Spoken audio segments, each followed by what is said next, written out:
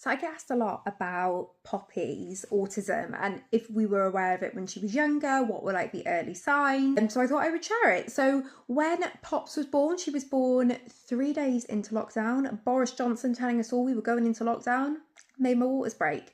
So she comes out after 3 days. And then when we were in the hospital after I was kept in for 3 days because I had developed sepsis during labour. I didn't know this at the time, they didn't tell me, which I am grateful for, though I did go a bit stir crazy. I was in like a 6-bed ward on my own. And then after like day 3, when they're about to discharge us, a nurse came around and said, we need to do the like newborn hearing test. And I was like, no problem whatsoever. So she's trying to do the hearing test on Poppy and it's just not really working. So we just kind of were like, look, you'll have another test later down the road. It's fine. She seems content. You well, you go and stir crazy, go home. We did.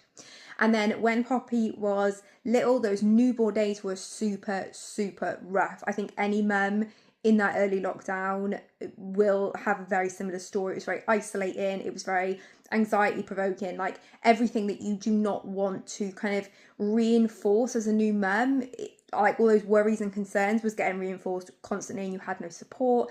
Pops was a very colicky baby. She was very unsettled. She would really only settle if she was on us. So she like contact napped on us every nap she ever had. She never had a nap in a cot or in a bassinet or anything like that. Always on us. And yeah, she was just really unsettled.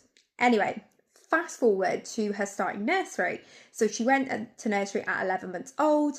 And at the time, there were maybe certain milestones she was delayed in, but she's our first child. We didn't have any other children. We hadn't been around really many other children. So there were no like signs that I was like really concerned about. But she went to nursery and after, I would say like a couple of months, there was just a couple of things that were sad that kind of started raising alarm bells. So they said that she wasn't really like responding to her name very much. She wasn't responding as some of the other children were. But we weren't like overly concerned.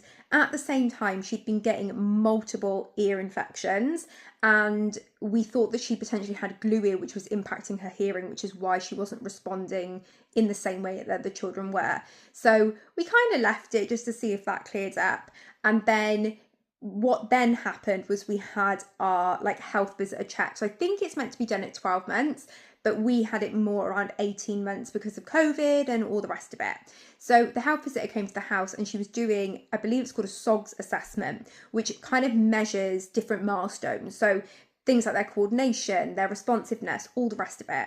So she did all of these tests with Pops and that was the first time that real like alarm bells were ringing that there was something potentially developmentally not as it should be, because she was measuring way behind in all those areas. And I mean, like, she was 18 months at this point and she was measuring like 3 to 6 months in every area, some even lower. So that instantly triggered a referral into our local paediatric centre for children with additional needs. That is a really good service that we have in Wales. I know that's not the same everywhere, but she essentially, whenever a referral goes into our paediatric centre for children with additional needs, there is automatically a panel that is held, and that panel do all the different referrals that's needed from the offset, which is really positive because it meant we were referred into paediatrics, audiology, the dietitian team because she had some issues with food, and speech and language because there was no kind of speech or attempt of speech or anything like that there, or like communication, engagement, anything like that. So we then went to audiology because the first kind of main hypothesis or theory that we all had was that she had hearing issues, hearing loss, was deaf. Because we hadn't had that newborn hearing screening, we couldn't say with certainty that there wasn't an issue.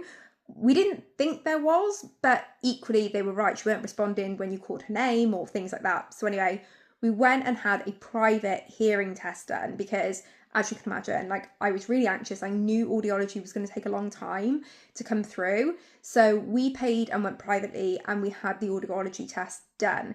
And when we were in the hearing test, the audiologist said to us at that point was the first point someone mentioned autism. And the reason for this was because Pops wasn't just not responding to sound and like sound stimulus, she was responding to nothing. So like the audiologist was like stroking her head or putting shimmery lights in front of her face and all the rest of it, and Pops was just like focusing on what was in front of it. You couldn't get her attention, and that was like the biggest thing that we had really noticed at that time. So she said that she didn't believe it was hearing. However, she did confirm she had glue ear. So it was one of those again where we were like, hearing could be playing a part in it, but it's a very she was like, it's a very abnormal response for a child that has just got hearing issues. Anyway, we went through, we just carried on like as normal, still was at nursery. There was still like little bits, just now and again there'd be like certain like little concerns that were mentioned in passing. So like, we notice Poppy isn't doing this, or we notice Poppy isn't really playing with other children, or Poppy isn't really interested in discovering what we're doing over here, or she isn't really interested in this. She was just in her own world. And I always likened it to there being this big wall between us and Pops, and like that expression of like they're in their own world. It really felt like she was just trapped in this world that we could not access. And that was the hardest bit. Like that was the bit I really had this yearning to fix, because I was like, I just don't feel like I can't connect with her. And that's like the most painful thing as a parent.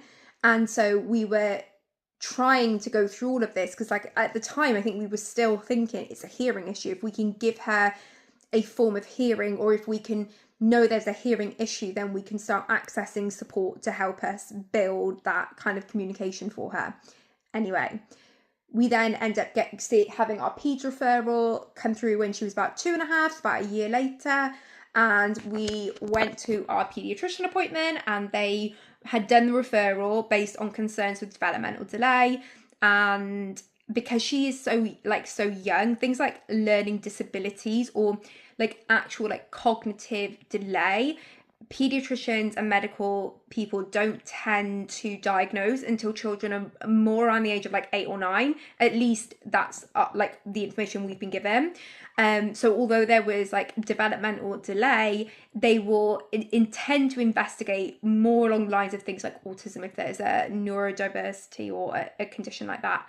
So we didn't actually even know that they were doing this autism assessment, but we were like along for the ride, just doing what we were told. So we went to this assessment, had this talk with the paediatrician, left, and we knew we had a follow-up appointment, which is actually what we thought was the assessment. And when we went to the follow-up appointment and they were talking to us, within like the first 5 minutes, she had said about Poppy being autistic, and me and Jamie were both like, is she? Like, when? And she basically every single category, every single element of the diagnostic criteria, she met, and she was like very high in certain areas, but obviously bearing in mind she was 2.5 at this point, nearly 3, so it was still very, very young to be diagnosed. But her like presentation was so clear, and there was like, it was so obvious that she was autistic, and so she was diagnosed with autism just before her 3rd birthday. And then we went through kind of everything else from that, and since then there have been additional diagnoses that she has received. As you would imagine, like as she gets older, there are more like potential challenges and some other elements that kind of come to light just with normal, you know, you think about all the different milestones a child hits between the age of 3 and even just 6. So there's constantly like this kind of recognition of potentially like things she struggles with, or areas she needs a bit more support in, or things that become more amplified. So we are still under pediatrics. Like I said, there's been like extra things that have come along the way. And we are still under kind of review, because there is a high likelihood there is some like developmental learning disability there as well. But we're going to keep an eye on that for the next few years and kind of see what happens. This is a super long video, but I wanted to get it out so that I can refer people back, because I get that question so much. So I hope this helps. And if you do have any other questions, then leave them below and I will try and answer.